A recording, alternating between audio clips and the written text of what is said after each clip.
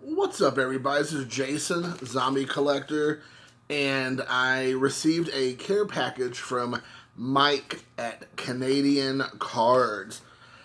I was on his and Garrett's, channel, though I think it's Garrett's channel, doing their wrestling podcast about a couple weeks ago, and he had said, hey, I have some wrestling cards that I don't need in my collection, or they're doubles or whatever, would you like them? And I was like, absolutely yes, I would love them. And then so I got a care package from the Great White North, America's hat, if you will. And honestly, I totally forgot. We talked about it, and then I guess because it's Canada, it takes a little bit longer to get here because of everything going on in the world. So I just kind of spaced it, which was great because when I got a care package, and I was like, it says it's from Canada. That's weird. Like, what? I did order something on eBay from Canada, but it just was recently. So I was like, that was fast. So here is what he wrote. Hey, here's a mix of wrestling cards, some top, some new, some old, some 85 O-Peachy, one 1955 Parkhurst. Thanks for being the thanks for being on the squared card stream with Garrett and myself, or I. Cheers, Mike. I don't know if he wants people to know his last name, Canadian Cards. So it's a squared circle stream. I always think it's funny because they even say themselves sometimes they forget what the name of their show is. If you watch their show, which is kind of funny. But so anyway, thank you very much, Mike. So let's get into this. So a 1955 Parkhurst will be my first one. So let's take a look. And this right here on top. All right, awesome. Leo Newman. So we got old Mr. Newman right there. I obviously did not have this card, so that is awesome. My very first Parkhurst. And let's find a way to put this. There we go. Ooh, nice. Andre the Giant with Jake the Snake Roberts. I did not have this card. Most of these cards I'm sure I do not have. So that is a nice one from WrestleMania 5. Sweet. Then we got another Jake the Snake. I don't hardly have any of these classic cards with the blue borders. From what year? 91. I do not have, I don't think, hardly any of these. So that is awesome. So there's that. Then I have, oh yeah, Coco Beware with Frankie. Oh, Coco. Coco. And then we have another nice Jake the Snake Roberts here with Damien. Very cool. He is a very intimidating fella, to say the least. Jake the Snake Roberts. So there you go. Next up is Davey Boy Smith, the British Bulldog. I actually just watched a match with him. And who was it with? Was it, I want to say Shawn Michaels in like 95, I think. It was a barn burner. They did a fantastic job of that one. So there's that. Oh, we got Frankie. I wonder if Frankie signs through the mail. See if I'll send that off and get that TTM right there. Then we got the Dynamite Kid. Now, I think if I'm not mistaken, Dynamite Kid, they actually have a, Dark Side of the Ring episode for season 3 coming out for this right here. So it'll be interesting to see. I don't know much about the Dynamite Kid. I cannot remember a lot about his story. I know he's from Europe. And what was his actual name again? I know I keep forgetting his name, but the Dynamite Kid. Son of a gun. But anyways, yeah, so there's a story coming out with him from that Dark Side of the Ring. We got Davey Boy Smith right here. They were tag team partners. So there you go. He was married to Bret the Hitman Hart's sister, if I'm not mistaken, and Owen Hart's sister. So he was part of the family, as was Jim the Anvil Neidhart. Then we got the Natural Butch Reed. There you go. Now, I remember the name. I don't remember him awfully much. But you have him. One guy I definitely remember is King Kong Bundy. Dude was huge. Big old boy. Big old boy. That's a large and in charge man right there. Then we got Outback Jack. And I always thought it was funny because if you remember growing up in the 80s and the 90s, and probably more 90s, Outback Jack, there was a Nintendo game called Bayou Billy. And it was like a live action Bayou Billy on wrestling. And he went by Outback Jack. I think he was from Australia. Yep, Australia. But I'll never forget it because the video game was always like, Bayou Billy. That's what it sounded like. It was, instead of going Bayou Billy, it was like, I don't know, they're supposed to have an Australian accent, or it was like some piss poor attempt at some sort of accent. But it would never be like Bayou Billy. It was always like, here he comes, Bayou Billy, on the Nintendo game. I was always like, what? But we got Outback Jack. Then we have Dino Bravo, Johnny V, and Greg the Hammer Valentine. Look at Johnny V's face, dude. Look at that face. He's like... So there you go. Dino Bravo, remember him? He also had an episode, I think, last season on, unfortunately, again, more tragedy, on Dark Side of the Ring. But Greg the Hammer Valentine, which actually was on AEW a couple months ago for the a strap match, I think. Was it a strap match he was involved with? They flew him in to watch it. It was between, I think, Brody Lee and Cody. But I think it was a strap match, or it was a chain, like a collar match. That's what it was. Because I think the last major one was Greg Hammer Valentine and Rowdy Piper. Then we have Kim Chi and Kamala, the Ugandan headhunter. This is only a Kamala I would ever vote for, right there. All right, here, Kamala. Don't let people try to trick you. Being what is the proper what they try to say? Kamala. It's Kamala. Let's be real here. Kamala, only Kamala. Kamala 2020, baby, right there. So there you go. And you probably can't call somebody who's not Asian kimchi. That'd probably be racial, some kind of racial something or another. Racial appropriation. There we got Billy Jack Hayes. Boom, Billy Jack. Oh, Billy Jack Hayes. Look at that hat. Then this is some modern stuff. We got Gold Dust. Old Dustin Rhodes. Right there.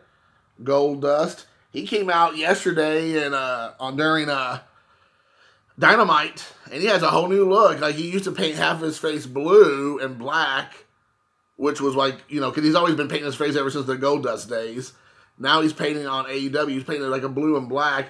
And then that was fine on the other side, was just non-paint at all.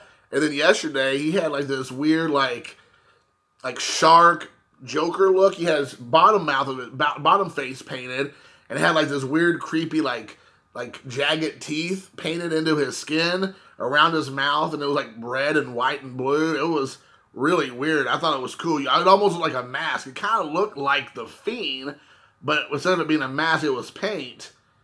It was really unique. I don't know if that's his new thing or what's going on, but where we have now another AEW wrestler, Big Show, I should say Paul White, but now he's over on AEW, and he keeps saying every time he's on AEW Elevation on Mondays on YouTube, he says every time, I can't wait to get back in the ring. So it's a foregone conclusion that he's not only going over there as a commentator and like I'm assuming backstage talent or trainer or manager or whatever, that he's planning on wrestling still. I mean, he's only in his mid-40s, I believe.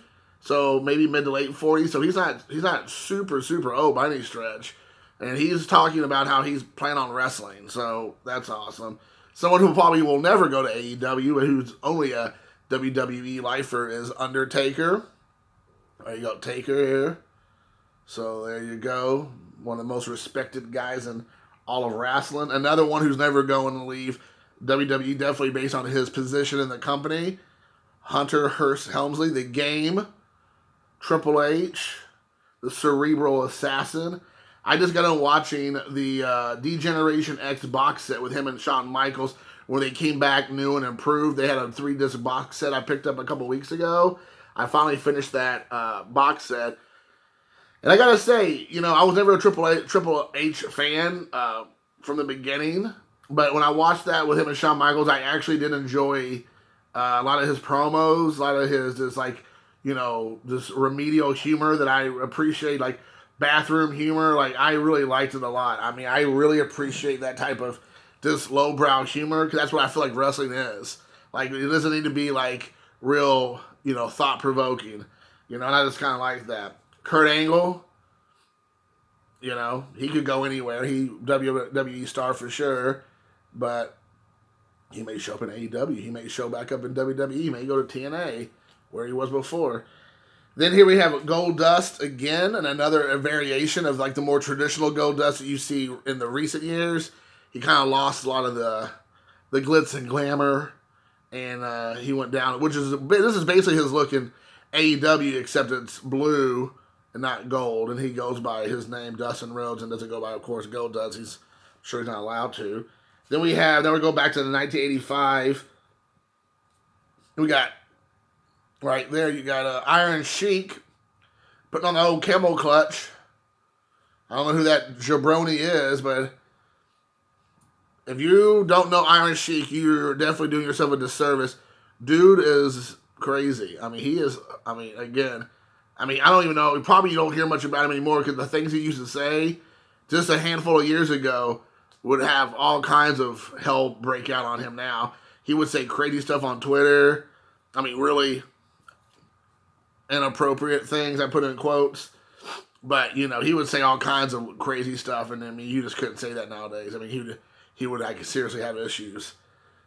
We got Big John Studd with Andre the Giant right there. Andre the Giant. In real life, there was like heat between these two, because Andre the Giant liked to be the only giant, and Big John Studd was 6'9", 6'10", I think. He was on close to 7 foot himself. Andre's like 7'4", I believe, or 7'2". And of course, at this point, he's still in okay shape, but as another year or two pass on, as the years kind of tick by, Andre puts on a lot more weight. Big John Studd stays pretty slim for his size, and he just moves around a lot better. He's a bigger big man in there, and I think it bothered Andre, because he was used to kind of having that title, and there was like literal heat between the two. If you hear about them talking, because they say that he would purposely be stiff working with Big John Studd when they were wrestling. Then we got Greg the Hammer Valentine right here, which is really cool. With him, I don't even know what belt that is. IC Intercontinental Champ. So right there, I really remember, I like Greg the Hammer. Then we got Jesse the Body Ventura right here. Oh, Governor. The Governator right there. The bod. There you go. Probably, I don't remember his ring work much at all. I mean, a few matches, maybe like mid-'80s. But I remember him being as a commentator. I mean, he was awesome. Such a great heel commentator, always putting over the bad guys, the heels, and always like talking smack about the baby faces. Really good. Then we got George the Animal Steel, who used to be actually a classroom teacher. Shockingly enough, George the Animal Steel. He had he did some matches with Randy Macho Man Savage versus him, because he had a whole Beauty versus the Beast type of mentality, because he's always after Mrs. Elizabeth as his like apple of his eye. He has some matches with Hogan on the same side, like they're both baby faces. So he was pretty. I remember him a lot. Green tongue, ripping the turnbuckle off, the top turnbuckle. He would eat it, the stuffing inside of it. And then lastly is Chief J Strongbow. And even though this guy here obviously is a Native American and Indian and all that, I don't know if that gimmick would work anymore, even though that is his actual heritage. You just never know. Again, I mean, I was watching the D-Generation X stuff from 2006, I think, to 2007, or no, I think it was like 2009 stuff, so it was like just not even 10 years ago. I mean, there was like no way, like some of that stuff, whatever they were saying in all kinds of un-PC things. There's like no way that stuff would get on TV now, and it probably won't get on movies either. I would say. I'm assuming and all that stuff's not going to transfer over from Peacock, from WWE Library to Peacock when they're going to wash all that out. They're going to edit all that stuff out. I mean, anyways, so that's a whole other thing. So, Chief J Strongbow. It was a little bit before my time. I do kind of remember him a little bit. He's like a predecessor to somebody like Tatanka. But I don't know if you can come out in full-on Native American Indian garb and hoot and holler around the ring and do like some kind of rain dance or whatever, and that'd be kosher. I think people would lose their minds now. Even if that is your heritage, that's your background, people will still be like, it's inappropriate. Next up, we have Andre the Giant, and very rarely seen the yellow trunks and the yellow boots right there. So I think this is when he was a good guy. I mean, he was pretty much a good guy, I think, most of his career. Then he turned heel with the whole Hogan stuff, and I think WrestleMania 3 on. So there you go. So there you have him in the yellow trunks. Then we got Rowdy Piper with the boxing gloves on. This is when he was going up against, I believe, Mr. T, if I'm not mistaken, in WrestleMania 2. So there you go. Rowdy Piper. You also have, who is that? Bob Orton. Randy Orton's dad right there off to Piper's left, my right. So there you go. Then we got a big man battle royal right there. Let's take a look here real quick and see who we can see. We got the Killer Bees. We got John Gonzalez, Big John Studd. You got Hillbilly Jim. Those are the guys I can recognize. So there you go. That's a cool one. We got Hulk Hogan right here. That's an awesome one. A nice action shot with the magnificent Morocco. So looked like he's smacking him in the back of the head. Hulkster, making the Hulkster mad. You don't want to make the Hulkster mad. Then we got Jake the Snake Roberts looking pretty young and fit there. This is in 1985. Right here, Jake the Snake Roberts.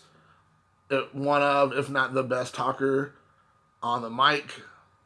So there you go. Got Jake the Snake. Ooh, karate chop. Ricky the Dragon Steamboat.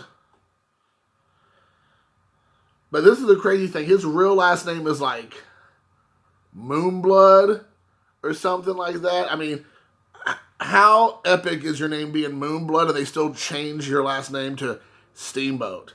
I mean, Ricky the Dragon Moonblood, I think would sound just as cool as Steamboat. I mean, maybe that was his decision. But man, his name being Moonblood, or I think it's Moonblood. I think it's his real last name. I was like, man, I would have gone with that. That was cool. And that's his real last name. Then we got another Hulkster right here. Hulk Hogan right here with Brutus the Barber Beefcake, who I think they're friends. So I'm not for sure what's going on in this one. But I believe they're friends. They're friends in real life, and they were friends, I think, almost always on screen. So there you go. We got Hulk Hogan and Brutus the Barber Beefcake. Then we got Ricky the Dragon. We have Jake the Snake Roberts in the sleeper hold. He's trying to put him in the sleeper hold, if I'm not mistaken. So there you go. Snakey Squeeze, or just trying to squeeze the life out of him. So there you go. And then last on the 85 cards is a Ricky the Dragon Steamboat right here. Working out. Look at that, man. He's just strapping young lad that he is. So there you go. Ricky the Dragon Steamboat. And they built him, he's from Hawaii, but in real life he's from North Carolina. Just so you know. Then we got the Fabulous Freebirds on the WCW cards. This is, I think, from Impel. So I won't spend a whole lot on these because a lot of these guys I probably don't know. The Fabulous Freebirds, I mean, I know who they are. There's Jimmy Garvin and Michael P.S.A.'s. There you go. And then we got Steiner Brothers. This is Rick Steiner with the wrestling headgear, like the amateur wrestling headgear, which is really cool. He came out like that all the time. Then we got his brother, Scott Steiner, who turned into like a complete and utter beast in real life. I mean, the dude, this is one of the few guys I think that in like real life would probably try to rip somebody apart. Like, he just doesn't care. Then we got El Gigante. Right here, he's 7'7", and apparently he was drafted by the Atlanta Hawks, it says. I don't know if he ever played for the Atlanta Hawks or basketball, but I think this is the same guy who was Giant Gonzalez, wasn't it? Isn't it the same guy? He just changed his name to El Gigante. El Gigante. We got Lex Luthor. I'm sorry, how would I say Lex Luthor? Lex Luger. He was kind of like the modern day Hulk Hogan. They were trying to turn him into Hulk Hogan, but it just didn't go over. Like, no one cared about him like that. They were just kind of like, meh. You know, I just don't think he had much of a personality. He wasn't, I don't remember him being really a good talker on the mic. Whoops, I just dropped something. And then we got another Lex Luger card right here. I don't know who that is with him on the mat. We got Lex Luger. And then lastly, we got the most recent women's world champion on WWE, Bianca Belair, on this like prism card, which was cool. He threw that in here. This was from last year, so this is a pretty recent card here. So we'll end on a shiny card right there. And I'm not for sure who she has up in the air like that. Maybe Mandy Rose. But anyways, guys, hope you all enjoyed the video. I know it's super long, but definitely thank you, Mike, Canadian Cards. Go check out his channel if you would like. Definitely check out their podcast that him and Garrett do on Garrett's channel, which is Card Cutter. And check it out. And until next time, peace.